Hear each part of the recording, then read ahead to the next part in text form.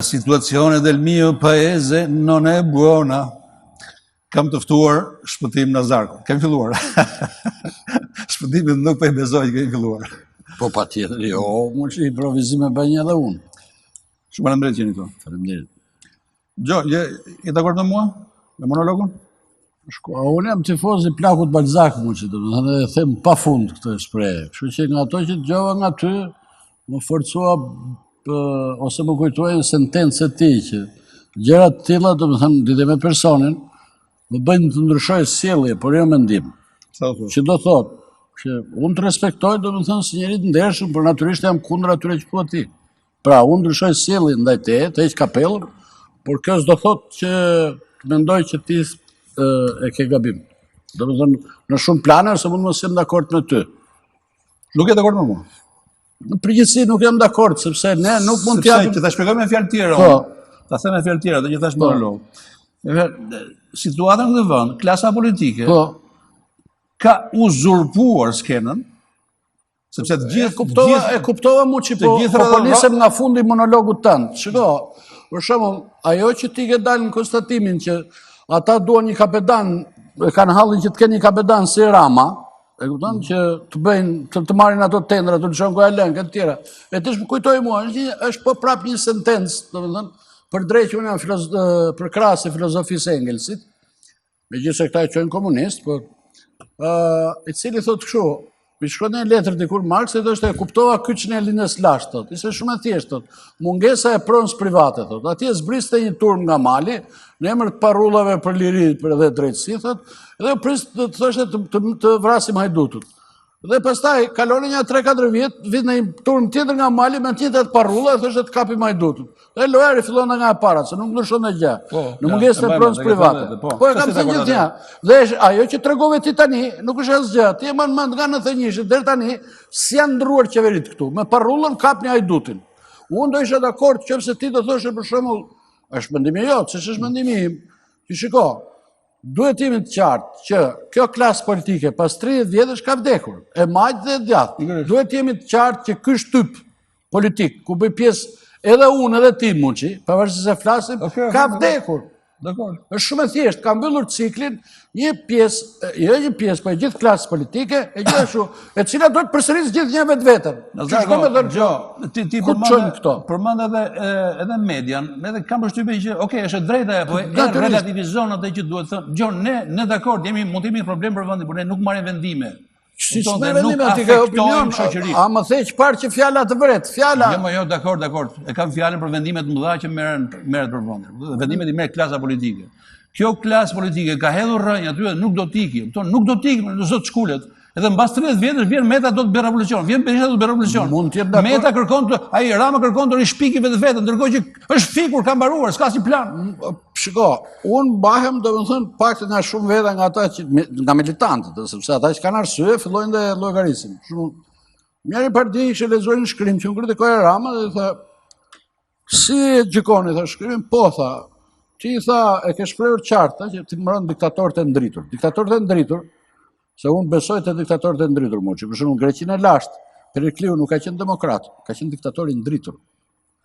Diktatorët e ndritur, veçanërisht në vendet prapambetura, janë domosdoshmëri, kanë rol vendimtar. Po Rama nuk është as diktator i ndritur. Gjithë problemi është, dhe unë atë i thosha partia në kongres, edhe unë e pash kongresin nga një kënd tjetër, jo si ajo ja që ashkur, domethënë, por e pash në të pikë. Të shiko, Rama praktikisht ka gjithë pushtetet tani. Domethënë nuk e pengon asnjëri që të bëjë reforma të mëdha.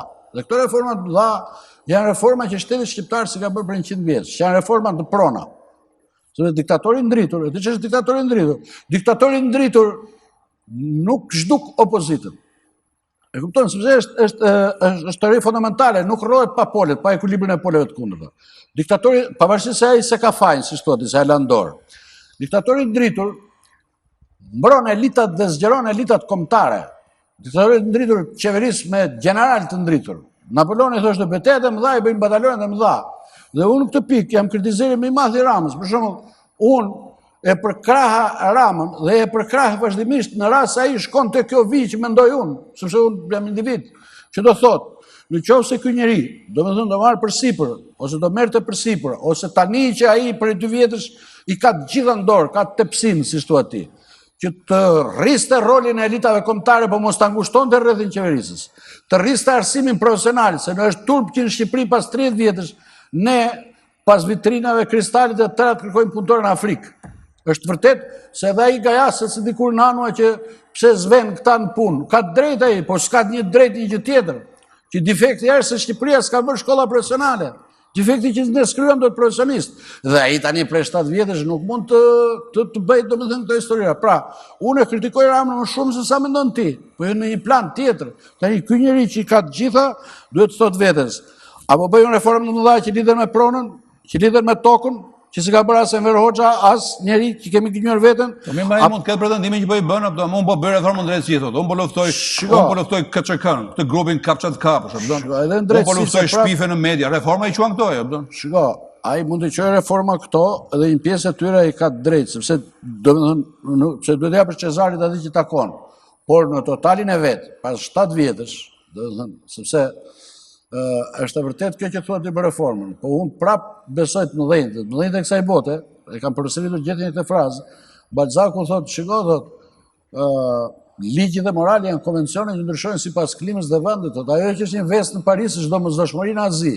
Dhe në këtë rast thotë problemi vjen te qeverisja qendrore, që nëse është i dobut, edhe ajo kur harton ligje të mira, dhe kur harton ajo ligje të mira, qeverisja e dobut, ato vende përthyen në provincë, thotë, dhe kthehen shpesh në të kundërtën e asaj që ti i ke projektuar, thotë, bile në këtë rast duhet të japësh para në pushtetin qendror, të mbash postin, ose të martohesh me një fisnik nga ato zonës, shpëtosh të kurën, thotë, e kupton? Pra, në thelb, reforma në drejtësi duhet ishte pasojë. Shiko, moqe, nëse ti do kishe për shembull ndarje pronash të rregullta, nëse ti do kishe arsim të klasit të parë profesional, nëse ti do kishe elite kombëtare, 90% e krimeve zhduken automatikisht. Dhe reforma në drejtësi me një volum shumë herë më të vogël, sepse në thelb, unë që si jam as komunist, as demokrat, as hiç, besoj prapë të fjalët e një njeriu që në fund fare, këta e quhen komunist, po në fund u konvertuan në një social-demokrat normal, dhe quhet Frederick Engels, dhe i thot një hap drejt lirisë është vetëm kur ke bërë një hap drejt kulturës. Qoftë se mua Rama nuk më hap këto, nuk më hyn punë, unë nuk kam ndërmend muçi që 30 vjetë të jetës time që mi hangri Enver Hoxha, do me thënë në udhëheqjen e partisë, dhe 30 Saliu dhe Ramat mi ham prap, dhe të vazhdoj unë të rroj do me thënë në udhëheqjen e partisë, kjo është një çmenduri kombëtare. Rama duhet ta kuptojë më shumë se sa të gjithë tjerë këtë, sepse është intelektual që zotëri i ketë gjitha në dorë, hapi rrugën e elitave kombëtare, se vetëm kështu hyn në histori, nuk hyet me metoda të tjera. Ka pas mundësi ta kuptojë dhe kam përshtypjen që nuk e kupton dot. Ai sot gjë, ai nuk e kupton, do paguaj dhe ai. Ai nuk është vetëm kryeministër, ai ka sigurt të fitoren për zgjedhjet e ardhshme. Pa diskutim. Jo, po problemi është ai nuk ka një projekt për të qeverisur vendin, e kupton? Ai vetëm disa gjëra të mbaj spiropalin aty, të mbaj tavlon të ballën, të mbaj Arbinameta edhe këtu. Ka ide ajo. Shikoj, këtu jam pjesërisht dakord me kritikën tënde, sepse ta thash, betejat e mëdha i bëjnë batalionet e mëdha, thot Napoleoni, dhe këtë vërejtja e kanë bërë që ditën e parë. Shiko, të mëdhenjt e kësaj bote, vetën të mëdhenj, jo se janë vetë të mëdhenj. Shumë e thjeshtë kjo. Po sepse shtabi që kanë rrotull tyre është i përbërë nga njerëz të mëdhenj. Napoleoni ishte vetëm një toger batalioni, po rrotull ti rrinte Tajlarandi. Tajlarandi ishte mbreti i botës dhe unë kam dhënë një shembull të partije që përveç Tajlarandit kishte edhe një fushet që ishte fshatar. Ata të dy urrënin njëri tjetrin. Tajlarandi natyrisht që surrente gjatë. Sepse ishte i aristokracisë lartë. Mirë po, kur venin tek perandori, muçi, kur venin Tajlarandi për të firmos te perandori, prisin aty në paradhome, prisin spiun të fushes dhe rojet e Napoleonit. Dhe ai kur dilte, se Napoleoni firmos te krevat, zinte hundë me dorë dhe thoshte prapë se është larg ky fshatari mutit për perandorin. Natyrisht që te perandori e spiononin me njerë. E spionon te fusheja. Por ai nuk e hiqte kur Tajlarandin, sepse Tajlarandi është termometri im, thoshte ai. Pra, të mëdhenjt quhen të mëdhenj vetëm kur dhe heqin nëpërmjet stafeve të tilla dhe Gatja thot, Gatja që është më i madh ti nga letrat, mësuesi më i madh i popullit gjerman thotë kështu. Vetëm ai thot mbante rrotull ti ndihmësa të talentuar dhe ambicioz. Dhe për këtë arsye ata se tradhtonin kurrë ose fare pak. Pra thelbi është në atë, këtu jam dakord me kritikën tënde, që ti të mbetesh i madh në histori detyrimisht që ndihmësat e tua të mëdhenj. Nëse ti zvendçon dhe un kam parë dhe kam rënë qeverisë. Ka këshilltar ekonomie më. E ditë që ministrët jashtë na vurë një djalë, Ne askush nuk e di se kush ishte, dinë vetëm ai. Pa diskutim që ka bërë gabime ata. Ka dhe një pjesë tjerë ministrash. Hiç ministra ai mendon vetë është dhe Napoleon dhe Talleyrand. Hiç ministrin e financave, për shumë që respektoj, sepse për herë të parë Shqipëria shpëtoi nga një Grack, ku duke pasur kryeministrat Torallak në fushën e ekonomisë, qoftë Saliu nëpërmjet Ridvan Bodës, edhe qoftë ky tjetri me ministrin që pati, këta domethënë në të vërtetë kanë kujtuar se kanë qeverisë, por kanë qeverisë ministrat e financave këtu.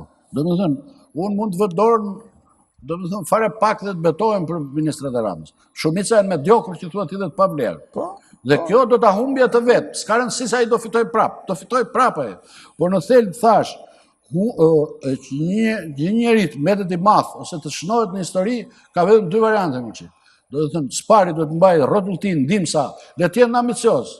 Unë nuk e kërkoj Ramës të bëhet Nixoni, që ditën që fitoi vajti mori kritizerën e madh Kizingerin edhe e vuri këshilltari numër 1 ti dhe ai megjithëse është 94 vjeç, prap sot është nga më të mëdhenjtë e botës. E kupton? Nuk e kërkoj, por natyrisht që ta ngushtoj rrethin kur e ka të tërtepsin vet, kjo është shenjë shumë e dobët. Dhe natyrisht që do ta kritikoj pafund sepse kjo është në planin kështu, se kritikojnë në plan makro. Këtu unë shoh që ka një lloj perceptimi dhe një pjesë njerëzish, paktën te gjysma e popullsisë që thonë sa inteligjente është, sepse është inteligjente prit. Ndillen nga show që bën Rama. Po jo, që çfarë bën Rama me Zahra? Jo. Po me llogje për gjë tjetër. Jam dakord me ty Muçi. Tani unë sapo i rash Ramës dhe i rash më rënd se ju. Që të kuptohemi. Sepse i rash në dy probleme shumë mëdha, po duhesh të shtoj ata. Sepse kam thënë gjithkohës që Rama nuk u merret me rrugët e mëdha, që janë korridorit 8, me portet e mëdha, me arsimin profesional, me reformën e tokës, se këto janë probleme që karakterizojnë një vend. Të tjera janë piçi domethënë. Por, nga ana tjetër, duhet mos harrojmë që Ramës duhet t'i atribuojmë disa merita të mëdha. Duam ose s'duam ne, po të mos ishte Rama, do ishim duke pirë kafet e bythe Kalit Skënderbeu tani, e kupton? Ato bathorleqet, e kupton, dhe hidhin, e kemi bërë dhe një herë tjetër të muhabet. Hidhin sy Shqipërisë se si është. Ato moratoriumet e famshme të Ramës, e kupton që s'lejon të presësh më dru.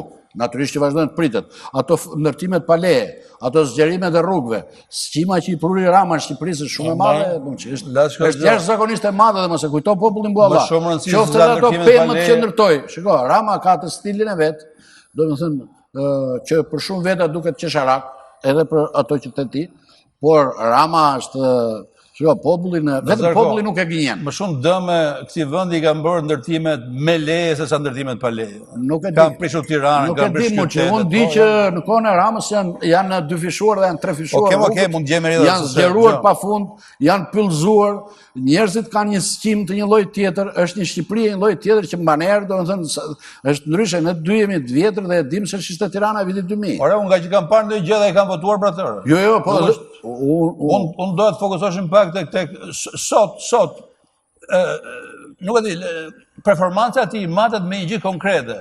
Njerëzit po ikin nga vendi, duan të ikin nga vendi, kupton? Duan të ikin njerëzit. Një sahatë më parë nga vendi. Po, kështu që është e kot në këtë rrethan të gjesh u alibira dhe cilësi të mira të kryeministit. Sepse unë jam produkti të menduarit kështu që çdo situatë aktuale është produkti një situata paraardhëse. Pra, në qoftë se ti për 10-15 vjet ke edukuar universitetet tipit Kristal, Vitrin, Drejt, Djallë, ku diun, ç'u bër këtu, gjithë ajo është marrë. Pse mendon ti që të nesmen se një nga bullallëqet që bëjmë ne si shqiptarë që ne harrojmë? Ne harrojmë më njëherë. E kupton sepse ky është një vend që ka diell, e kupton rrohet mirë, e kupton ne mund të futesh dorën këtu, është një lum që rrjedh, na mbajnë refugjatët prej 30 vjeç, mirë po na harrojmë që një gabim që bën sot i mund ta paguash 30 vjet, 40 vjet rresht. Ne menduam se bën piramida do vranja 4.000 veta, po çfarë si e ka humbur $2 miliard. Jo Muçi, u ndërtuan me mira dhe me mira drama. Po shikoj një ditë nga këto emisionet, janë rritur edhe djemtë dhe kanë filluar akmarrjet. Pra thelbi është, do të thënë që ti ke përgatitur një skemë, dhe nëse do vi kritika për Ramën e imja është kjo. Shiko zotëri, kishe 7 vjet në dispozicion. Të njohësh shkëlqyshëm këtë merit. Nëse nuk do shpeshtoj ritmin, natyrisht që do fitosh prap. Por kjo nuk të çon as gjikundi. Por që të mos njohën meritat e Ramës, do t'i njohë Muçi sepse, shiko, e kam pasur 20 vjetë dhe kam dhënë 1000 herë të shembull dhe 1000 herë të shembull. Nëse Berisha do kalojë afër Kavajës, për shembull, do të tmerrohet nga ajo dhe nuk mund të thotë mua ajo lëvizje e lirë, jo tërciverse. Nëse unë do shikoj këtu Kamsën që ka 315.000 banor dhe që që nuk e mban dot Tiranën, nuk e mban dot Tirana atë, se mban dot. Nga u projektua kjo, nga u projektua. Tani mendon që do të kaloj me ditën e këto me kritika kështu. Jo, unë e kritikoj Ramën, dhe kritizeri dhe miku i tij më i madh. Edhe miku i tij më i madh. Po do të kërkojnë gjërat më dha, thash, Ramës unë i kërkoj arsimin profesional, Ramës unë i kërkoj rrugët që lidhin Shqipërinë, portet që lidhin Shqipërinë. Nuk më gënjen dot Rama me këto. Po, natyrisht, unë di ta bëj dallimin midis Ramës dhe Berishës, midis Ramës domethënë dhe Metës, midis Ramës dhe Lulbashës. Dhe populli e di më mirë se sa mua, sepse mesatare e popullit gjykon në mënyrë të përpikë. Vetëm se unë Nazar, ja shikoj të drejtën këto. Ky do të vi mbas 30 vjetësh, mbas shqiptarët e njohin mirë kush është, do të vi me këtë. Si bëhet atë? Do të dalim te fjali e parë me të cilën filluam emisionin, klasa politike mu që e majtë dhe djathtë ka vdekur. Është një klasë që në të vërtet edhe mund mos prodhohet, sepse ta thash parë, nuk jemi ne të dy nuk mund ta kalojmë kohën 30 vjet në udhëheqjen e partisë Shokët e Mber dhe 30 në këta, e kupton? Po se është turma e madhe, ai protesta, se shumë njerëz e mbulën protestë e madhe. Për mua është një pjesë e keqe e shoqërisë, do të thonë që është atashuar te kjo klasë politike të cilën ne po e kritikojmë. Është unë e quaj është një horrrliko, do të thonë kjo protesta. Siç është çdo protestë politike një horrrlik. Të dhash të drejtë dhe po ta përsëris domethënë se është intuit mjeshtri, po të lavdroj. Ajo që që këta kërkojnë edhe këta atë që u mungon, kërkojnë edhe këta një drame. Është e lidhur me atë frazë filozofike. Dhash drejtë është intuita një mjeshtri që i njeh letra, domethënë. Nga ana tjetër, unë besoj, domethënë, po nuk është vendi ky, se s'është emision për këtë, që aty brenda jemi brenda një kombinacioni politik, që unë kam sqaruar shpesh, domethënë PD-ja e ka problem shumë të madh plotësinë dhe shqetësimi më i madh i Metës nuk është humbja e titullit presidentit. Është gjendja në morsën e dy të mëdhenjve dhe Basha, domethënë PD-ja edhe PS-ja kanë futur në një morsë shumë të madhe sepse zgjedhjet po vinë vitin tjetër. Ku do ta gjej veten LSI-ja? Unë ta kam shpjeguar domethënë dhe në emisione të tjera muçi që në 2009-2015 janë bërë 6 palë zgjedhje, prandaj thash unë nuk mund të gjykoj çastin. Ne japim të gjithë gazetarët të Shqipërisë, u bë me që jam i vjetër tani dhe më lejohet ta bëj këtë vërejtje. Të gjithë triumfojnë mbi çastin. Edhe mbi të shkuarën, asnjëri në të ardhmen. Por zotëri, në qoftë se PD-ja ka humbur 300.000 vota, kur 3 herë ka numëruar zgjedhjet vet në 5 herë zhvilluara, dhe ku i ka këto, del që i ka LSI-ja. Tani këtu është shumë e kuptueshme që LSI-ja ka probleme të mëdha mas në 2021. Se o do ta shkrijë PD-ja o do ta shkrijë PS-ja, ose duhet ngelet vetëm, mirë po vetëm ajo, pa këtë që tregon ti këtu, nuk shkon dot gjykumi. Unë mendoj që ky është problemi i Lirmetës, është problemi i madh që lidhet me LSI-n. Shqetësuar dhe ai po kërkon të rivalizojë bashkë me me rolin e liderit opozitar. Mundet ajo. Ai ka, sipas meje, nëse më lejon në harkun e një minutë të shpjegoj idenë time. Sipas meje, në televizje Meta duhet të ketë edhe mbështetjen e Berishës. Berisha është shumë i zgënjur nga Basha. Po partinë nuk ja merr dot se partinë e ka Basha tani, e kupton? Partinë e vulën e gjitha e ka Basha me saljanjet edhe me gazmendet edhe me Luçanot dhe çka ka aty. Pa diskutim. Në këto rrethana, Berisha nuk ndihet mirë, kupton? Në këto rrethana do një lider tjetër. Nga që partia se merr dot, por përpiqet të promovojë një lider të ri për opozitën. Dje kanë përshtypjen që ky mesazh është për zot, sipas meje. Edhe Meta nuk ka interes të rrinë më në presidencë, tani po hym te kjo. Se kjo pjesa e sapeve që të drejtë në arsyetin tënd, edhe pse shiko, dikur kam menduar edhe unë, sepse nga të gjithë zhvillimet që thash 2009-2015, PD-ja që ishte barabartë me PS-n në 2009, si vota humbi 200 e ca mijë vota, i lanë 2011-ën që i dha Berisha ca në për në Elbasane, këtë sa qytete që i fali, dhe në 2013-ën që Meta i mori ato bashkë me një pjesë të administratës së PD-s dhe i kalojnë si votat e PS-ja dhe kërojnë diferencet mërshme. Problemi është që Berisha pra i la këtë parti Bashës, i la një parti me 300.000 minus dhe me një LSI që ishte brenda. Tani kritika që mund t'i bënte Basha Berishës ishte që pse ma bëre këta. Dhe kjo është arsye për mua 90% arsyes pse Basha s'u fut në 2019 në zgjedhje. Por ama, Berisha mund të mbash ides tjetër, dëgjoj ti zotri, unë isha i detyruar ta përdorja LSI-n, pavarësisht dëmet që na pruri, sepse unë në 30 vjet nuk kam marrë më shumë vota se PS-ja. Tani, jemi një filozofi të këtij lloji dhe Berisha ka drejt taktik, se në taktik gjithnjë ka qenë lojtar i mirë, po jemi edhe në një bashkëtiesh kështu. Kështu që unë mendoj që në këtë luftë midis të dyve, Berisha është i detyruar të pranojë kokullur fatin e vet dhe nuk mund të luajë më domethënë për të ndërtuar. Pse? Ta supozojmë se me një lëvizje magjike hoqi bashkë nga loja dhe vuri metën. Në momentin që do përplasemi te ky konflikt, LSI-ja që është një parti pragmatike, po nuk është gjithë tjetër veçse një variant më i fortë i socialdemokratëve të gjinushit gjikur, ajo po të qahet, domethënë një pjesë e saj pragmatikisht vetë DPS-ja, atë nga ka dalë. Dhe pjesa më e vogël vetë DPD-ja, pra s'ka fituar asgjë. Kjo është produkti i atyre kombinacioneve të ditës që ne japim drejt vetes në darkë dhe harrojmë që pasojat që krijojmë nga mbrapa, në këtë rast po flasim për politikë, mund të jenë 10 vjeçare, mund të çojnë në shuarin e një partie. Pra, praktikisht Berisha është si shtuati, nuk ka se çfarë t'i bëjë bashkë. Tentativa për ta ashtuar është letërsi puro muçi. Për diku se e filluam bisedën në binar parimor dhe përfunduam të analizonim do lëvizjet e voçave të këtyre. Në fakt, unë jam çik i lodhur duke bërë llogaritë, duke analizuar llogaritë bën Meta, Rama. Nëse se ti kupton duke qenë njëri i letrave, kupton me ligjet e korrespondencës këto, e kupton dhe vetën konkluzione po të drejta, do të thënë që të cilët për shembull të i pash edhe te monologu jot, që veçanërisht ai krahasimi me turmën, imagjinoja domethënë unë kam parë se filozofia do të sa ti e nxorë si përfundim, domethënë të njeriu vëzhgues dhe të njeriu që njeh letrat, ose që sipas me të gjitha njerëzve, kupton, këta njerëz do donin që të ishin në vend socialistëve, kupton? Po shiko, për të shfryzuar avantazhet dhe të mirat që vijnë për pushtetin po ka sepse kjo është dëshpërueshme. Di pse ndodh kjo muçi? Po bëj si idealist, kupton? Nisa sa me atë zgënjen njeri ata, po thelbi është që ne këto lloj marrëdhënies do presim. Ne domethënë ne kemi parë 3-4 feudal që kanë shkelur me këmbë vendin këto 30 vjet. Për të cilën arsye muçi? Për arsye sepse Shqipëria me Roxhës i la pa pronë. E kupton? I la pa pronë, nuk la, sepse vendi ky është vendi.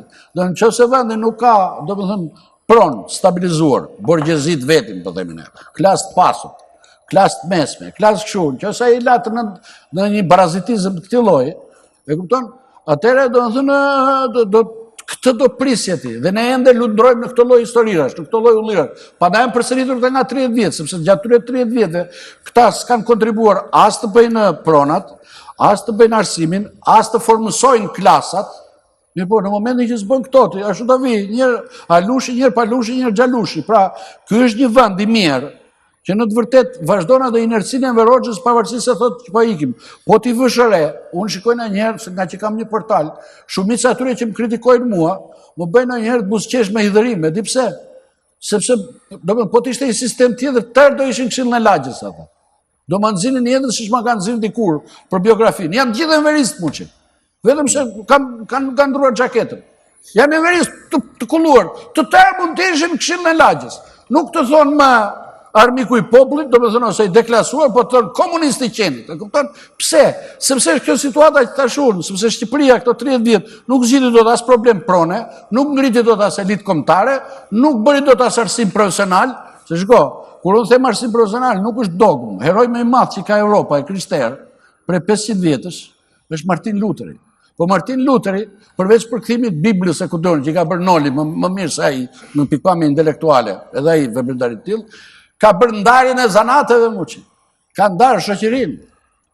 Ne tani për shembull edhe kur shesim verë, edhe kur shesim qep bëjmë politikë në radhën e saj.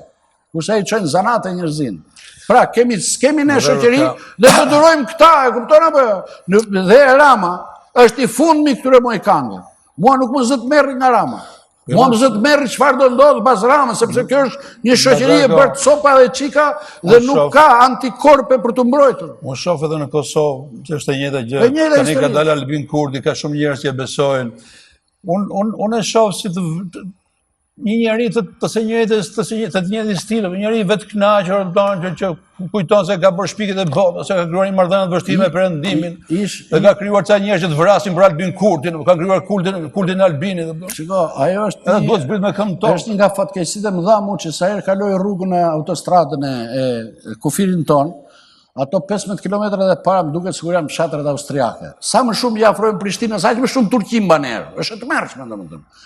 Dhe Albini Dhe më është kujtuar kjo dhe vetëm Albini, këta janë të kopje shëmtuar e jona. Do me thënë, gjithë një kanë vrarë mendjen orë si ka mundësi që Kosovarëve ndodhi kjo punë. Sepse këta e kanë parë emigracionin para nesh, sepse këta kanë pasur pronë private para nesh. Këta s'kanë mundësi të nxjerrin Albin, ose të më nxjerrin Ramushën. E kupton?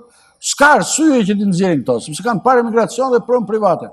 Por është ashtu, unë isha para ca ditësh në Prishtinë dhe nuk po e përmend. Bisedova një me udhëheqësit e tyre. Edhe po flisnin për atë zonën, i dhe shiko, unë nuk besoj që Amerikanët të japin në serbëve ujmanin, kuptona se ca kilometra katror. Ndërkohë që besoj shumë fort që edhe po ja u dha Vučići atë dhe një ca kilometra të tjerë nga Serbia, ju prap do humni. Do humni sepse ju s'kuptoni nuk e ashtu ekonominë. Dhe po flisnin për historinë, sepse Shqipëria ka një aset që bashkë me Kosovën është një aset i rangut botëror dhe nuk ka lidhje me kilometrat katror ose me mbrojtje shkollë që janë ne. E ka një aset muçit të rangut botëror sepse e ka përmendur 1000 herë dhe herën e fundit në emision me ty, Shqipëria dhe veçanërisht Kosova që është karakolli këtyre aseteve, bashkë me Maqedoninë zotërojnë 2 nga korridoret më të rëndësishme që kryqëzojnë Maqedoni ku janë dhe shqiptarë. Këtë hapi muhabet tjetër. Këtë hapi muhabet tjetër. Dhe ai merresh me kilometra, Albini nuk ka fare, domethënë është po si këtu. Domethënë e ka mbyllur gardin, dije pash që se shkoi Trumpi ta ku diun. Ndërkaq që në Kosovë shumë thjesht, se ata ndryshe nga ne, në Kosovë në kushtetutë kanë që politikën e jashtme e bën presidenti, ndryshe nga ne që tek ne politikën e jashtme e bën kryeministri. Po si pëlqej Albini një gjë sepse e ka mendën të Hashim Thaçi, do si të bëj dalje Hashim Thaçi. Hashim Thaçi do të dalë, vazhdo qeverisë vendin, apo don. Ai ka mendën të bëj dalje Hashim Thaçin edhe të ketë një rol shumë, marrë dhe rolin e babait kombit. Po ti qeverisë vendin aty, apo don. Është e njëjta histori si tek ne, Është e njëjta histori si tek ne. Është e njëjta histori si tek ne. Për mini Schengen çfarë mendon? Unë mendoj domethënë që të dy palët domethënë gabojnë. Domethënë qoftë Rama udhëhiqet nga parime evropiane sepse duke qenë detajist thotë unë do ta realizoj copa ndërtime. Është Albini domethënë ka frikën që ke tradicionalet tonë që do na përpi Serbia. Ai nuk e di që Serbi na përpinë edhe sigurt na hapi edhe ca kilometra katror sepse ka ekonominë shumë më të fortë se të Albinit dhe do ose s'do Albini, po që edhe unë s'dua, dhe fshatarët e Korçës janë më të mençur të Shqipërisë, domethënë në punë të fshatit, prapse domethënë i hedhin mollë kanal sepse fiton Maqedonsi që ka ashtu. Kështu që në këtë pikë unë të dy palët i qoj gabim dhe mendoj që duhet të ulen, dhe veçanërisht Kosova duhet të ulet shumë tepër, domethënë Albini duhet ta kuptoj këtë, sepse pavarësisht se krijojnë mite në Kosovë, po të tregoj një gjysmë kështu sekreti, më që isha një tavolinë të mëdhenjve, domethënë, dhe pa pritur njëri prej tyre, domethënë, çfarë resursesh ka Kosova. E kupton? Do Kosova daljen e vet e ka në nish dhe ka në prapa shpinë në Shqipërinë, pra kamionët e saj mund të hyjnë në Evropë nëpërmjet nishit, dhe nuk ka resurse të mëdha për të mbijetesë. Nuk ka resurse Kosova. Domethënë Kosova rrezikohet edhe në qoftë se sot e njeh Serbia dhe njeh të ka resurse shumë pakta për mbjetese. Pra, Albini radhë parë, domethënë duhet bashkë me Edin të mendojnë më shumë se sa mini Schengen, se si projektohet kombi dhe çfarë resurse potenciale ka, çfarë i ka lënë të parë dhe çfarë vërtet kanë ata në dorë në lidhje me rajonin. Tentativa për të futur në furriqe pulash kështu, më mori ky kaq kështu, se tha që ashtu, po pa që ashtu, e kupton? Këto janë budallaqe që nuk dhe më vjen turp, ose më vjen kështu keq, se turp s'ka pse të vi, sepse qoftë Albini dhe qoftë Rama janë të dy njerëz letrash, domethënë njerëz që nuk janë të palexuar, kupton? Pra, detyrimisht duhet të rrinë me njëri tjetrin dhe të identifikojnë resurset e mëdha të kombit, se këto janë budallaqe që jo mshitet ti këtu mua, po mshitet ti atje. Duhet të shikojnë ky vend, domethënë Shqipëria dhe Kosova, dhe veçanërisht Kosova, domethënë që është pjesë e Shqipërisë, duan ose s'duam ne, domethënë, pa bërë në një nacionalist poshtër, ore me së do rroj, or kuj ka resurset. Nazarko, të falenderoj shumë që ishe këto. Të falenderoj dhe unë. Kjo është e biseda që unë pata me Shpëtim Nazarkon, e filluam pak me një kritik të fortë ndaj klasës politike në përgjithësi dhe e përfunduam edhe me një kritik që i bëm klasës politike në Prishtinë. Kjo do thotë që në planin gjithkombëtar sipas merit dhe Nazarkos, ka probleme të rënda. Shumë të rënda. Mirë, atëherë, biseda tjetër do të jetë me një aktor, me një regjisor, Artan Imami, i cili është duke vënë në skenë, më saktë duke rivënë Don Juanin, sepse ka tentuar një herë ta vënë në skenë në vitin 97, por atëherë për shkak të trazirëve, ngeli shfaqja e pashfaqur, dhe ai po e rivën në skenë tani, më shumë se 20 vjet më pas. Do të flasim për këtë gjë, por edhe për gjërat që ndodhin në botën teatrore shqiptare.